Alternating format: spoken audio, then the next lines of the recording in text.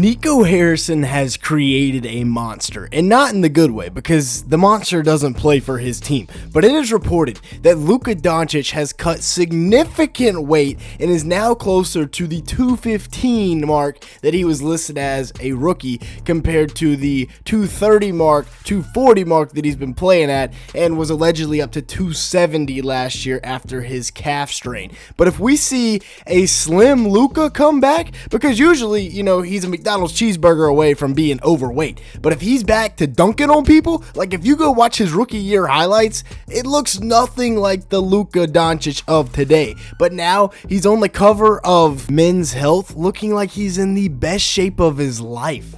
And a Luka dunk in the modern day is like a white cornerback in the NFL. There's like two a year, maybe. Some kids are too young to even have experienced a Luka Doncic dunk. But back in the day, he was getting on that rim. He had 25 dunks as a rookie, and a lot of these clips that you're seeing are from that rookie season where he was getting downhill and he was punching on people. Shout out Kemba Walker, the GOAT. But I mean, like right here, getting downhill, throwing it down.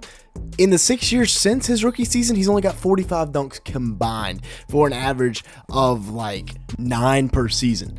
And the weight has really caused a decline in his athleticism and a decline in his just play above the rim. He's just a below the rim scorer. His rookie year, he came into the league averaging 21, 8, and 6 with 1.1 steals, shot 43% from the field and 33% from 3 on 7 attempts per game. And he's banging out on people's heads. We just don't see this anymore from Luka Doncic. So hopefully the weight loss can get him back to where he's more athletic. He can create more space, because if you look at him today, he just doesn't dunk. He's doing cockback LeBron dunks, and now he just does layups. I mean, look at the space he creates on the cuts. The cuts are sharper. He's more defined. He's getting to spots, creating more space, creating easier looks for himself. Now, he's been top 5 in MVP voting every year but one since his rookie season. He's got 5 All-NBA first-team selections, and he's just 25 years old. So it's not like the weight loss has crippled his career, but he used to be a rim protector.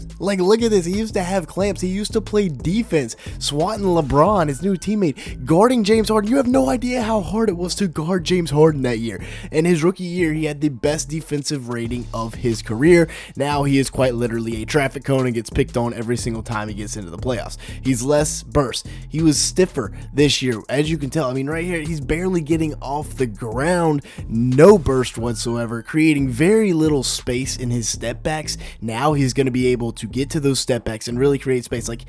He thinks Russell Westbrook, a 36-year-old Russ, is going to come behind him and pin block him.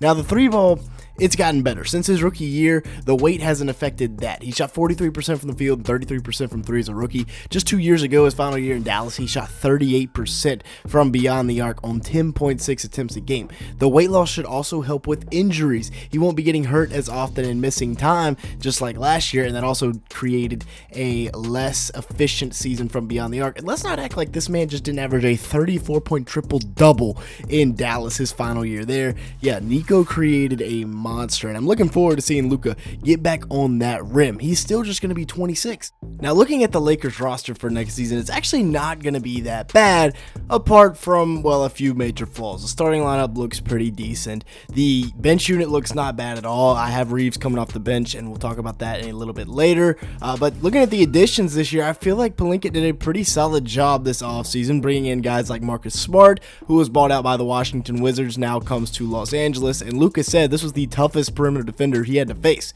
Smart will be 31. He's 3 years off of winning the Defensive Player of the Year, and back in 2023-24, which was the last season he played more than 20 games in, those were his numbers, shooting 43% from the field and 31% from 3. So not obviously the best three-point shooter in the world. That's kind of been the knock on Smart his whole career, but a fantastic defender and a good downhill driver. 6'3" with a 6'9" wingspan. We'll see what he can bring to this roster, but what they need the most out of him is his perimeter defense. There is some questions with his 3-ball, obviously, but alongside Luka will do all the scoring, and then Marcus Smart can play defense and knock down the occasional 3-ball when required. Then DeAndre Ayton, who they bring in for a really solid deal, a couple years, about $8 million per season, and he's coming off of a year with the Blazers where he averaged about 14.5 points a game, 10.5 rebounds, 1.8 assists, and 1 block in 30 minutes a night. Shot 57% from the field in 40 games played, and even showed some signs, like in this game against the Suns,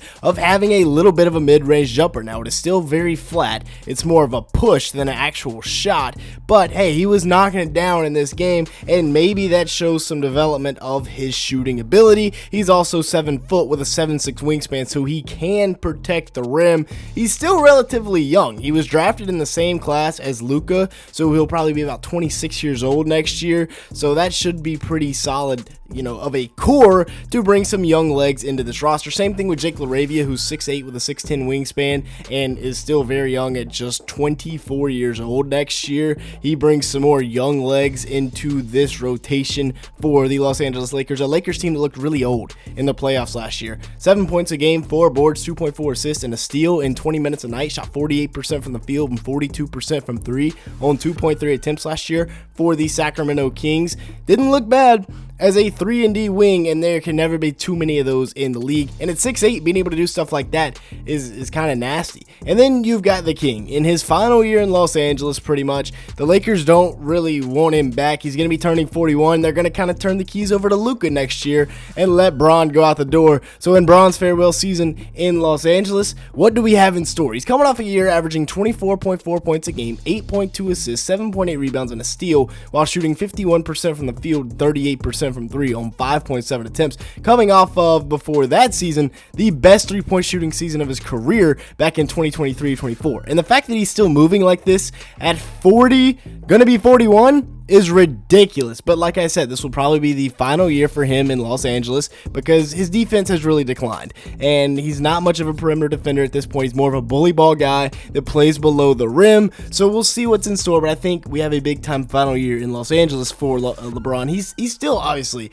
an above average starter. Then, this big three, you can't play them all together. So Reeves, that's why I've got him coming off the bench.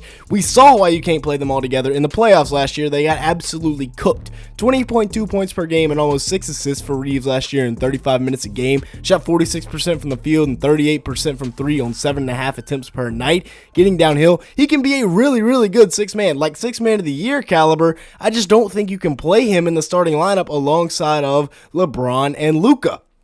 Now, next year, whenever LeBron is gone, maybe you have that conversation bringing Reeves back into the starting lineup. But those three together, they showed in the playoffs they got cooked. And when you got a guy like Marcus Smart, I think you start him over Reeves just because he can play defense. The X factors are as follows. Dalton Knecht, can he play a solid role for them off the bench? There are still rumors that the Lakers may look to trade Knecht right now because they're trying to consolidate their roster. We'll see what happens, but he averaged 9.1 points a game, 2.8 rebounds, 0.8 assists in 19 minutes last year. Did play 78 games. So as a young guy, hopefully he can continue to develop with JJ Redick as his head coach. That's still the perfect head coach for him. I don't care who you ask. And then you got a dude Thiero, who was really good last year at Arkansas. Super athletic, just doesn't have much of a jump shot. So if they can teach him that, his defense is off the charts. Another guy whose defense is off the charts is Jared Vanderbilt, a fantastic defender down low and on the perimeter. Either way, rim protector, he does a little bit of everything. And then Rui Hachimura, who I really, really like. Didn't get to talk about him much today, but he's a really, really good 3-and-D wing. He can defend and also shoots the 3 ball at a very high rate.